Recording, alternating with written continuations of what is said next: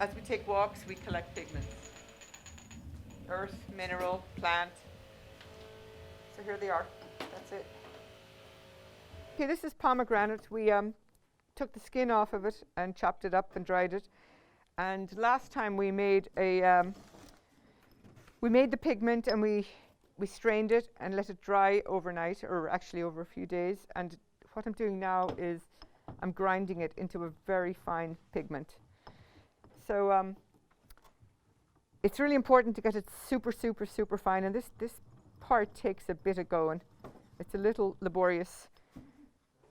And it looks like a bit of a dirty color, but when you add water to it, it's very beautiful. I'll show you now. Need a bit of water now. It should be very beautiful. I don't know if it's very beautiful or not, but it should be very beautiful. So let's have a look and see what this fella's doing. There's no binder in it, so I'm just doing a color check. So it's kind of coffee colored, bit. Yeah, it's kind of nice. Obviously, it's too lumpy right now, so we'll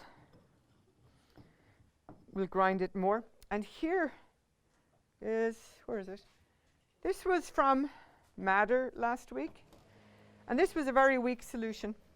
So this was Madder, and it was a weak solution. It wasn't particularly strong. We had used it as a dye beforehand. Oh, there's always something like that happens. And then this is the dye. This is the madder that we made. This is the pigment we made from madder plant. We didn't use it as a dye, so it's really saturated. So we have to wait a little while longer to get this to dry. And we'll grind it probably in a couple of days, and it's going to be pretty bright pink. We dipped the paper into it as it was drying, so it's a pretty beautiful madder. So these are called madder. These are called lake pigments, and it's a very old process. People have been doing it for centuries, and it's a very simple process, and you can pretty much make a lake pigment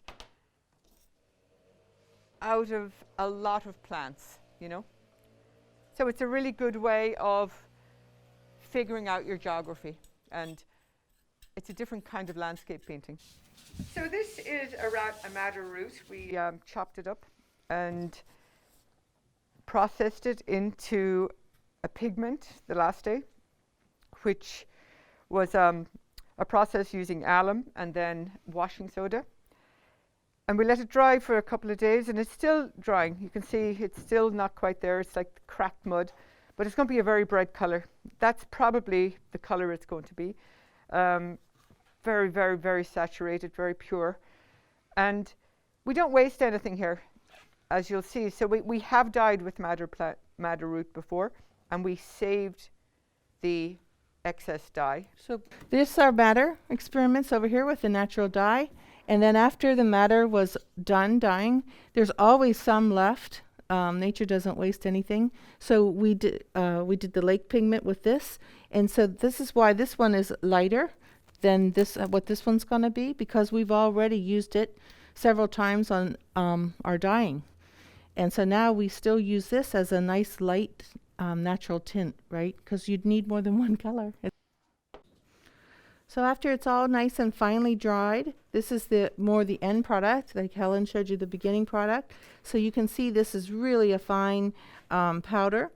You always want to wear a mask. Of course, we're wearing masks now, but for this you would wear a mask. And then you can just transfer it to glass containers, and they keep virtually indefinitely. And it's just a matter of what binder you want to use it for.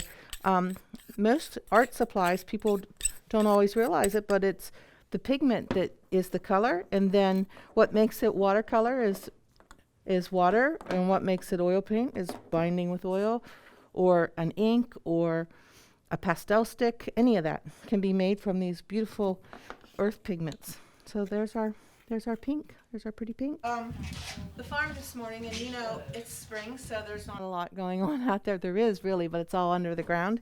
And we were out there the other day, Melanie and I. But anyway, this is the harvest from this morning. We have the starts of our chamomile coming up, and chamomile is one of our primary dyers. The ancients believed that if you had lots of dyed stuff with chamomile. It was like having money in the bank. And one of the reasons is because it's a primary yellow. It's a nice clear yellow.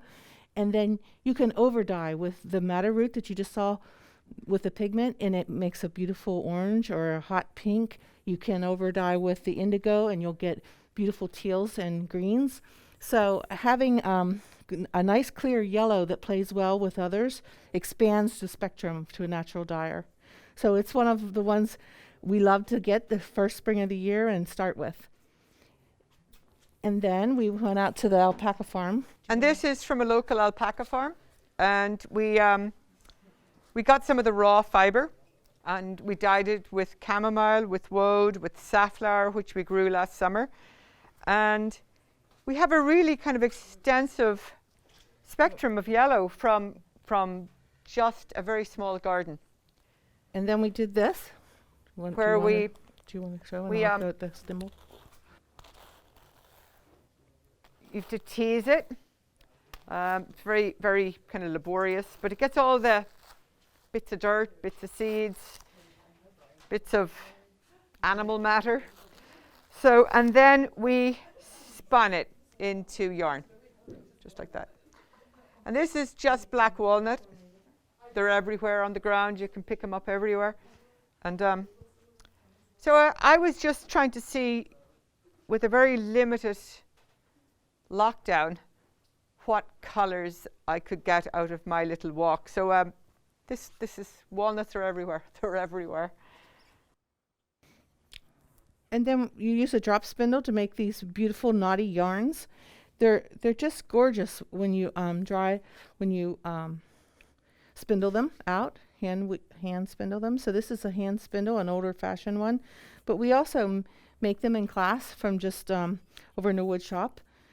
So everybody can easily make one of these, and you can make your own art funky yarn. You can get, you can spin it really fine if you want, but I'm really fond of this knotty, kind of thick yarn. Me too. I love how inarticulate it is. So these are all the colors from plants that we grew last summer. And you can see the kind of really wide palette you can get from a very small space. Some of them are over-dyed. Some of them we have used different mordants. Some are iron. The iron ones are sadder. We have sad iron, which I love. We store the harvest in the fall from the farm, and you can store it and dry it out and then pack it and keep it. This is from 2 years ago. It'll still be dyeable. Some plants will yield dye even when they're dried and stored, and this African marigold is one of them. It's one of another one of our favorites.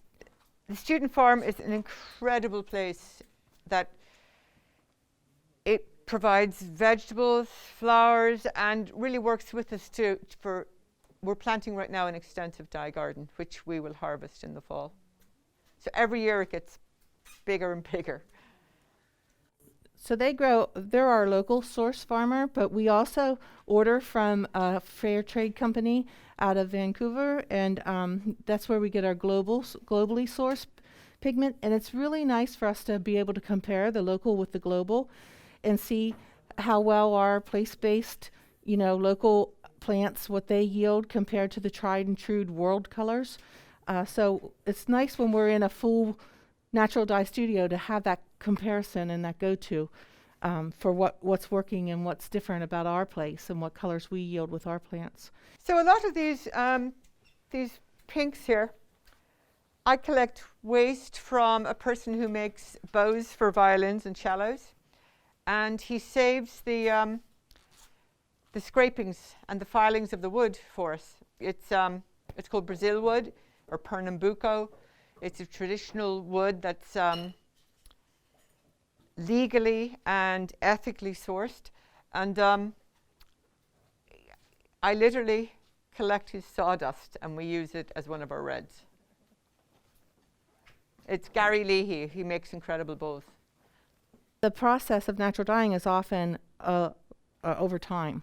So having things already mordant and ready to throw in your dye pot is really wonderful. A mordant is something that enables the natural dye color to stick better to the fiber. It's a bond that occurs. And different mordants are very toxic through the years, but in this class, obviously, for Sustainable Studio, we are using the best ones we can find that are the least non-toxic. And it enables us to get this huge range of colors. So having all these stashes of things you want to dye someday is really wonderful, because then you can pick through and say, oh, I really always wanted a chamomile scarf. I'll take this out today and dye it in the yellow or whatever. We have some beets. Yeah. We left these soaked the last day. It's just beets. It's a little fugitive. It will fade after, over time. But let's see which one can I use. Can I use any one of these? Yeah. This iron. This is alum. This is just plain alum. You can. It's in jelly. And this has been mordanted with rust. It looks rusty. So we're going to soak it in here for a minute. We wet it down first. We leave it hanging out in here for a minute. You want to put that one in? And then this is just alum. You can literally buy it in the grocery store. It's used for making jelly. So we'll just leave that there. We do a lot of work just from our kitchens, what's in your kitchen cupboard that you can work with. And we always say about sustainability, starting at your kitchen table. Everything. The story starts at your kitchen table. Your sustainable story Your starts with passion you. Starts at your kitchen table. This is our matter experiment. These all came out of one dye pot, and I think this is a good visual with the mordants to say what mordants are capable of doing. Sometimes, really the magic is with the mordant, and it's a boring, if you're not into science, to learn this kind of slow learning about it, but it pays off in really to the painter, to the artist, because look at all the different colors that you get out of one plant, one dye pot. These are our test samples that we pre-treated for testing. If we want to test for color, say you have something really wonderful you want to dye, you can run these mordants through their paces, just put it in the dye pot, and then here's one from Coreopsis, and it will show us what it does without a mordant, what it does with alum, what it does with iron, and what it does with variations of it in between. And then here's one for avocado, and here's one for cochineal. So you can see we have a good color swatches to know what we're shooting for. So sometimes it's unpredictable in a sense of alchemy, but sometimes we are trying to shoot for a certain color, and we know if we put this and this together, we should be able to get this shade for this color. So we made these, all these knotty yarns with this drop spindle. And a drop spindle is an old ancient technique of making yarn before the industrial age. So you just, let me see if I can get it going here and remember how I do it. And felt and wool, when it's like this, fleece it's called. And then when it's processed, this is called roving. And you want to connect them. It kind of sticks together if you pull it. And then you put tension on it.